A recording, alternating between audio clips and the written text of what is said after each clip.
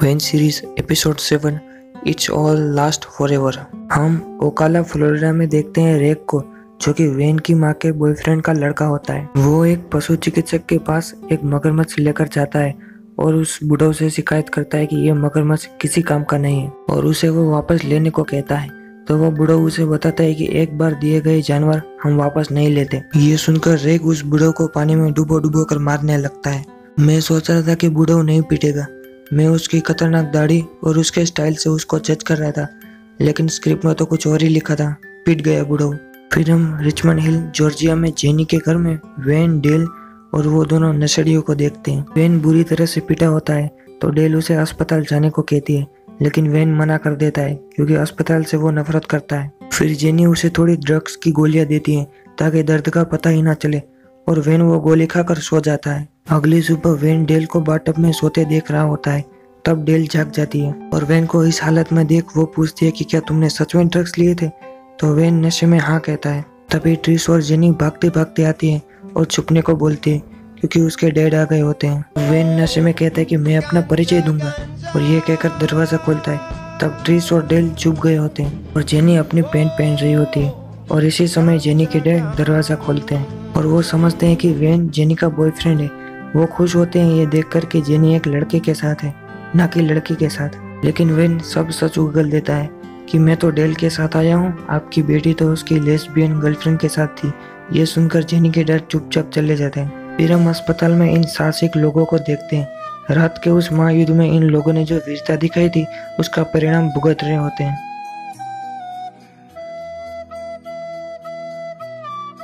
तब वहाँ पर डेल के डैडी का ल्यू सेटी नाम पुकारते सार्ज और जे वहाँ पर पहुँच जाते हैं और कहते हैं कि हमें जो कल रात घटना हुई थी उसके बारे में पता है, जब आप उन स्कूल के बच्चों से बच गए थे। तो डेल के डैड कहते हैं कि हमें किसी ने नहीं पीटा, वो सब 50 लोग थे, क्योंकि वो झुंड में थे तो थोड़े ताकतवर थे और उन दोनों को दोष देते बोलते हैं कि ये सब आपकी वजह से हुआ। अगर आप मेरी बेटे को ढूंढ लेते तो मैं आज यहाँ इस अस्पताल में नहीं होता। तो सास कहते हैं कि देखो तुम्हें थोड़ा कोऑपरेट तो करना पड़ेगा ताकि हम कुछ और जान सके। लेकिन डेल के डैड कुछ भी बताने के बजाय चिल्लाने लगते हैं और उन दोनों को गालियां देते हैं, छोटी वाली, और वो दोनों वहाँ से चले जाते हैं। बाहर आकर वो नर्स से उनकी हालत के बारे में पूछते हैं तो वो नर्स बताते हैं कि टूटी हुई हड्डियां और ध्वस्त फेफड़े, और कहते हैं कि इनसे कोई मिलने आया है। तब वो नर्स मना कर देती है। तब सास कुछ सोच रहे होते हैं। फिर हम एक स्टोर में वेन और डेल को देखते हैं। वो वहाँ कुछ सामान खरीद रहे होते हैं। तब वेन टीवी पर वो स्कूल के लड़के डेल के डैड को पीट रहे होते हैं इसका फुटेज देखता है और उसमें एक पुलिस वाला कहते हैं कि ये आदमी की हालत काफी गंभीर और नाजुक है और इनके साथ 2 लोग और हैं। फिर जब वो अपनी बाइक स्टार्ट करता है और फिर वो बंद कर देता है और डेल से कहता है कि तुम्हारे डैड अस्पताल में है। तो डेल कहती है कि तुम्हें कैसे पता? तो वेन कहता है कि मैंने टीवी पर देखा। तो डेल वहां जाने से मना करती है, लेकिन वेन कहता है कि उनकी हालत बहुत नाजुक है, मैं अपने डैड को अलविदा कह सका, तुम्हें भी उन्हें देखने जाना चाहिए। और फिर वो उस अस्पताल में जाते हैं। फिर जब वो अस्पताल में जाते हैं तो हम सास और जे को देखते हैं जो कि बात कर रहे होते हैं कि चौकन्ने रहना, वो जरूर आएगी। और यहाँ हमें पता चलता है कि ये सिर्फ ऑफिसर सास की एक चाल थी। उन्हें पता था भले ही वो अपने डैड से जितना मर्जी नाराज हो जाए, लेकिन वो उनसे मिलने जरूर आएगी वेन के चलते। और बाहर वेन एक कुकीज पैकेट की ओर देख रहा होता है। तभी वहाँ चिल्लाते हुए एक लड़का आता है और वो वेन को कुकीज का पैकेट दिलाता है और कहता है कि मैं बाप बनने वाला हूँ। और वेन से कहता है कि क्या तुमने किसी को प्रेग्नेंट किया है? नहीं, लेकिन मैंने कर दिया और मैं सिर्फ 19 साल का हूँ, और पछता रहा होता है। और वहीं अंदर एक नर्स डेल के डैड के पास कुछ फॉर्म चेक कर रही होती है। तब डेल के डैड कहते हैं कि क्या मुझे मॉर्फिन या ड्रग्स की दवाइयाँ नहीं मिल सकती? तो वो नर्स कहते हैं कि हम बेवड़ों को ऐसी दवाइयाँ नहीं देते। तो डेल के डैड कहते हैं कि ये आपसे किसने कहा? फिर वो टेडी और कार्ल के सामने देखते हैं तो वो दोनों बताते हैं कि हमने बस फॉर्म में ये लिखवाया था कि हमारे डैड दिन के 8 पैक पी जाते हैं और ये सरकारी कागजात की कार्यवाही थी, तो हम झूठ कैसे बोलते? और तब डेल के डैड खूब गुस्सा करते हैं, चीजें यहाँ वहाँ फेंकने लगते हैं। और ये सब कुछ डेल सुन रही थी। वो हिम्मत करके अंदर जाने की कोशिश करती है, लेकिन तब भी डेल के डैड गालियां बक रहे होते हैं और कुछ दारू, विस्की या कुछ भी पीने को मांग रहे होते हैं। और तब डेल वहाँ से चली जाती है और बाहर वो लड़का वेन के साथ अपने डैड की दुखदायी घटना बता रहा होता है। तो वेन भी शुरू हो जाता है कि मैं 5 साल का था जब मुझे मेरी माँ छोड़कर चली गई।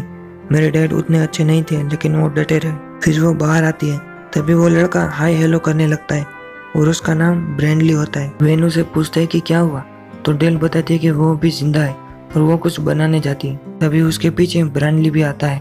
तो डेल पूछती है कि ये क्या कर रहा है यहाँ। तो वेन कहता है कि ये बाप बनने वाला है और इसने मुझे कुकीज खरीद के दी। तो डेल गुस्से में चली जाती है। ये रूप देखकर ब्रैंडली वेन से कहता है कि इसे प्रेग्नेंट मत करना। Do not get her pregnant. तब डेल कुछ बना रही होती है। तो ब्रैंडली पूछता है कि ये क्या बना रही हो। तो डेल कहती है कि हाफ एंड हाफ कूल है, मेरे डैड ने इसका आविष्कार किया है। गर्मियों में मेरे डैड इसे मुझे बनाने को कहते थे। तब मैं 9 या 10 साल की थी। क्योंकि वो आलसी थे इसलिए मैं बनाया करती थी। और वो उसे अपने डैड को अंदर देने जाती है। तब वेन भी अंदर आने को कहता है, लेकिन डेल मना करती है। तब वेन कहता है कि मैं अपने डैड के कारण अस्पताल से नफरत करता हूँ। मैं उन्हें इतना पसंद नहीं करता था, फिर भी मैं चाहता था और ये मैं तुम्हारे लिए करना चाहता हूँ। हालांकि मैं उन्हें पसंद नहीं करता फिर भी।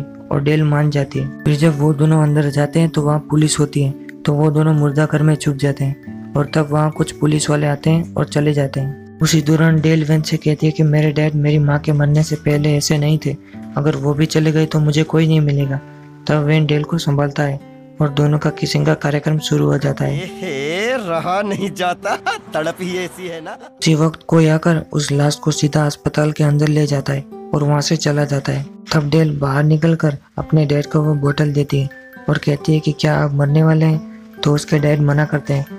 तभी उनकी नजर वेन पर पड़ती है और वो उसे गालियां देकर टेड और कार्ल को बुलाते हैं। तभी सार्ज उन दोनों के सामने आ जाता है और दोनों भागने लगते हैं। भागते भागते वो दोनों एक रूम में फंस जाते हैं जहाँ सार्ज उन्हें घेर लेता है और वहाँ वो अपना पूरा नाम सार्जेंट स्टीफन गेलर बताता है और दोनों से फ्रेंडली बात करते हैं और कहते हैं कि मैं यहाँ तुम्हारी मदद करने आया हूँ, तुम्हें एक मौका देने। तुम्हें पता नहीं, अगर फ्लोरिडा की पुलिस तुम्हारे पीछे पड़ी तो तुम सोच नहीं सकते कि तुम्हारे लिए क्या होगा। और दोनों को अपने पर भरोसा करने को कहते हैं। तभी जहाँ वो खड़े होते हैं वो स्ट्रॉन्ग मैग्नेटिक फील्ड वाला रूम होता है। तभी वेन अपनी हथौड़ी निकालता है और सार्जेंट भी अपनी गन निकालते हैं और कहते हैं कि मैं तुम्हारे डैड को जानता था, वो कैसे आदमी थे। तभी उनकी गन उस मशीन में चिपक जाती है और तब वेन उस हथौड़ी को सार्जेंट की तरफ करता है और वो उसे ऐसा करने से मना करते हैं, लेकिन वेन हथौड़ी छोड़ देता है और वो सीधा सार्जेंट के माथे में जाकर लगती है और दोनों वहाँ से भाग जाते हैं। तभी जे वहाँ पहुँच जाता है तो सार्जेंट उसको उनके पीछे जाने को कहता है। यहाँ वेन अपनी बाइक में भागने वाला होता है।